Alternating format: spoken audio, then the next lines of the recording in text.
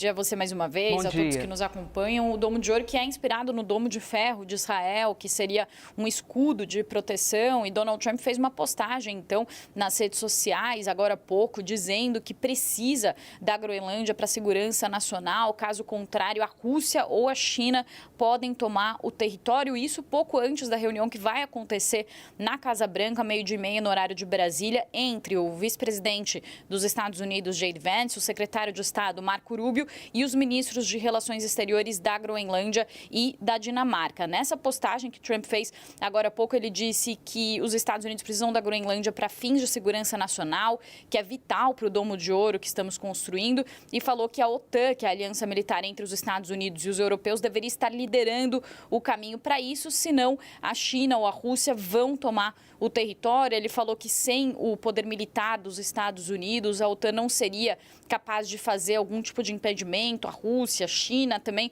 falou que a OTAN se torna muito mais formidável e eficaz com a Groenlândia na mão dos Estados Unidos. E aí a frase que mais chamou atenção, Elise, ele disse: qualquer coisa menos do que isso é inaceitável. Então, Donald Trump aumentando a sua retórica, e o que se diz por aqui, Elise, é que ele aumentou essa retórica porque ele está se sentindo mais ousado depois de ter conseguido realizar a operação de captura de Nicolás Maduro e também instalado o governo de transição na Venezuela. E isso encorajou, de certa forma, Donald Trump a também renovar as investidas contra a Groenlândia. O que a CNN apurou é que o secretário de Estado, Marco Rubio, ele preferiria que os Estados Unidos fizessem alguma negociação para a compra da Groenlândia e não para uso de força, mas essa opção não foi descartada ainda por Donald Trump.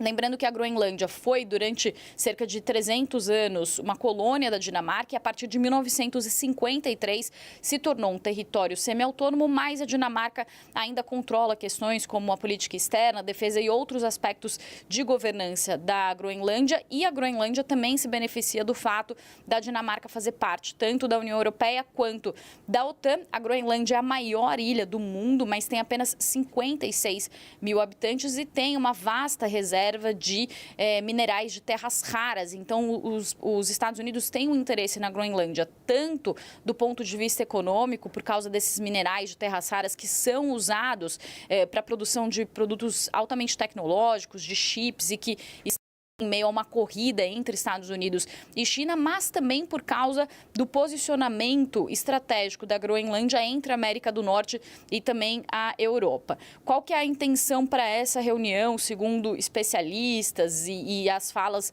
recentes de autoridades da Groenlândia e da Dinamarca? É tentar fazer com que essa crise desacelere e encontrar um caminho diplomático que atenda às demandas dos Estados Unidos por mais controle, mas sem representar uma escalada. Então, seria encontrar algum tipo de acomodação com a equipe de Donald Trump ou fechar um acordo relacionado a questões militares, por exemplo, que faça com que Donald Trump reduza a sua retórica em relação à Groenlândia. Lembrando que a União Europeia já se manifestou contrariamente a essas intenções de Donald Trump de anexar a Groenlândia, e há uma preocupação, claro, que essa reunião se torne uma nova versão daquela reunião em que Volodymyr Zelensky, o presidente da Ucrânia, foi escorraçado em fevereiro do ano passado. Então, também há um cuidado em relação a isso por parte das autoridades, tanto da Groenlândia quanto da Dinamarca. Também, internamente, na Groenlândia, havia um movimento por independência da Dinamarca, mas agora, até mesmo o primeiro-ministro da Groenlândia, o Jens Frederik Nielsen, falou que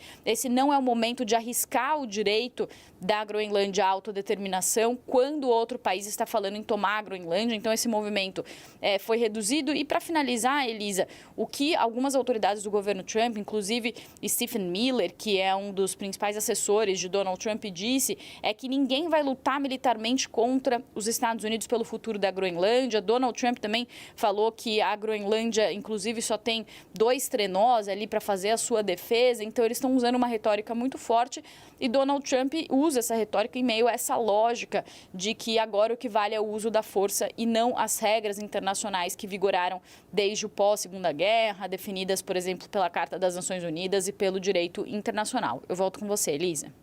Priscila Asbeck conversa com a gente enquanto você acompanha essa imagem que é ao vivo. Você está agora aqui do Brasil, às 10h35, vendo uma imagem ao vivo da Groenlândia. Viu, Yasbek? Enquanto você noticia para a gente, nós estamos aqui ilustrando para que a gente possa ver em tempo real.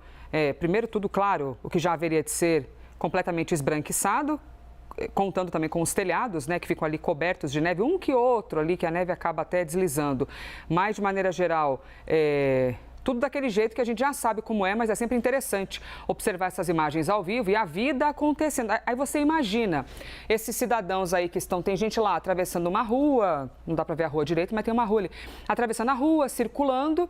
Imagina o que eles falam sobre essas investidas de Donald Trump. Imagina qual que é o papo de elevador. Olha, o Trump está dizendo que vai oferecer $100 mil para cada um de nós, se o país aceitar ser gerido pelos Estados Unidos.